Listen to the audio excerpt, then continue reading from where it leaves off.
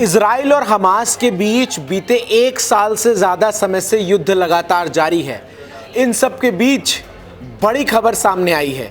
क्या Benjamin Netanyahu गिरफ्तार होंगे? जी हां, आपने सही सुना। क्या बेंजामिन नेतन्याहू गिरफ्तार होंगे? कौन बेंजामिन नेतन्याहू को गिरफ्तार करेगा? ये तमाम बातें इस वीडियो में मैं आपको बताऊंगा। स्वागत है आप सभी का, मैं हूं आपके साथ चंदन भारद्वाज। इजराइल और हमास के बीच जारी युद्ध में इंटरनेशनल क्रिमिनल कोर्ट की तरफ से एक बड़ा आदेश सामने आया है, जिसके मुताबिक इजराइल के प्रधानमंत्री बेंजामिन नेतन्याहू, इजराइल के पूर्व रक्षा मंत्री योआव गैलेंट के खिलाफ गिरफ्तारी वारंट जारी किया गया है। इजराइल और हमास के बीच युद्ध में बेंजामिन नेतन्याहू पर इंटरनेशनल क्रिमिनल कोर्ट ने ये आरोप तय किए हैं कि उन्होंने जानबूझकर आम नागरिकों को टारगेट किया है और युद्ध के बीच आम नागरिकों तक पहुंचने वाले जरूरी सामान को रोककर उन्होंने एक वॉर क्राइम किया है, जिसके लिए उनकी गिरफ्तारी का वारंट जारी किया गया है। बेंजामिन नेतन्याहू के साथ साथ इजराइल के पूर्व रक्षा मंत्री योआव गैलेंट को भी आरोपी बनाया गया है और उनके ऊपर भी आरोप तय किए गए हैं और उनके खिलाफ भी गिरफ्तारी वारंट जारी किया गया है। इन सबके साथ ही हमास के शीर्ष नेतृत्व के ऊपर भी इंटरनेशनल क्रिमिनल कोर्ट की तरफ से गिरफ्तारी वारंट जारी किया गया है। वहीं इंटरनेशनल क्रिमिनल कोर्ट की तरफ से अपने आदेश में ये बात भी कही गई कि एक तरफ हमास है जिसने इजराइल के आम नागरिकों को निशाना बनाया और जिसके कारण इस युद्ध की शुरुआत हुई, दूसरी तरफ बेंजामिन नेतन्याहू है जिन्होंने हमास से बदला लेने के लिए फिलिस्तीन और गाजा में रह रहे आम लोगों को निशाना बनाया है और जो मानवीय सहायता युद्ध के दौरान पहुंचनी चाहिए, उस मानवीय सहायता को रोककर उन्होंने वॉर क्राइम किया है और इसीलिए उनकी गिरफ्तारी जो है वो होनी चाहिए। तो वहीं पश्चिम के देश अब बेंजामिन नेतन्याहू की गिरफ्तारी पर दो धड़ों में बढ़ते हुए नजर आ रहे हैं। जहां एक तरफ अमेरिका है जो ये कहता हुआ नजर आ रहा है कि इंटरनेशनल क्रिमिनल कोर्ट का ये आदेश जल्दबाजी में लिया गया फैसला है और अमेरिका इस आदेश को नहीं मानता है, तो वहीं दूसरी तरफ तमाम देश हैं जो यूरोप के इस फैसले के साथ खड़े हुए नजर आते हैं, जिनमें से डेनमार्क एक देश है। डेनमार्क जो कि इंटरनेशनल क्रिमिनल कोर्ट का मेंबर भी है, उसकी तरफ से ये कहा गया है कि इजराइल के प्रधानमंत्री बेंजामिन नेतन्याहू अगर डेनमार्क की धरती पर पैर रखते हैं, कदम रखते हैं, तो उन्हें गिरफ्तार किया जाएगा। इसके साथ ही साथ कनाडा के प्रधानमंत्री जस्टिन ट्रूडो ने भी इस बात को दोहराया है और वो कहते हुए नजर आए कि अगर बेंजामिन नेतन्याहू कनाडा आते हैं तो आईसीसी के मेंबर होने के नाते उन्हें गिरफ्तार किया जाएगा। क्या कुछ कहा है जस्टिन ट्रूडो ने, ये भी आप सुनिए। First of all, as Canada has always said, it's really important that everyone abide by international law. This is something we've been calling on from the beginning of the conflict. We are one of the founding members of the International Criminal Court, International Court of Justice. We stand up for international law, and we will abide by all the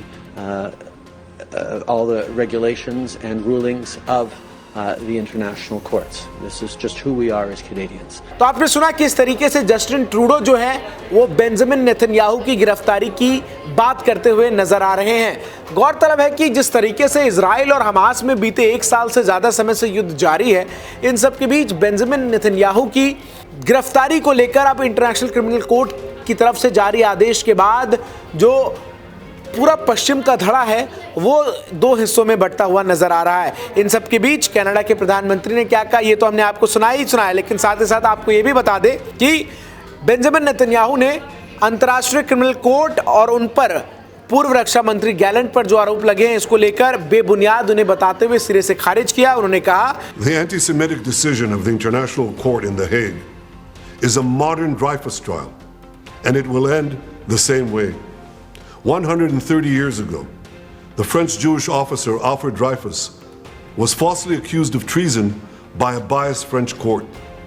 In response to these false accusations, the great French writer Émile Zola wrote his monumental essay, J'accuse. He accused the French court of anti-Semitic lies against an innocent officer who was later exonerated of all guilt. Now an international court in The Hague, also headed by a French judge, is repeating this outrageous offense. It is falsely accusing me, the democratically elected Prime Minister of the State of Israel, and Israel's former Defense Minister, Yoav Gallant, of deliberately targeting civilians, This when we do everything in our power to avoid civilian casualties. We issue millions of text messages, phone calls, leaflets to the citizens of Gaza to get them out of harm's way, while the Hamas terrorists do everything in their power to keep them in harm's way, including shooting them, using them as human shields. The court in The Hague accuses us of a deliberate policy of starvation.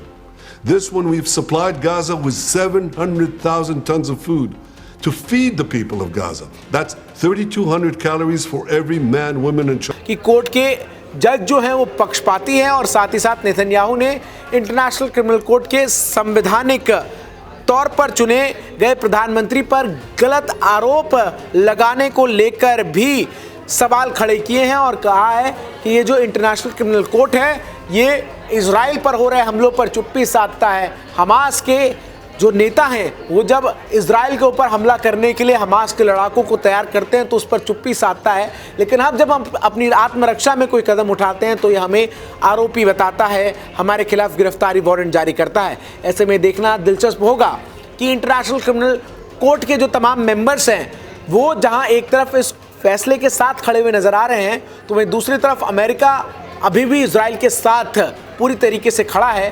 क्या आने वाले समय में वाकई Benjamin Netanyahu गिरफ्तार होते हैं या ये सब कुछ महज औपचारिकता भर रह जाता है?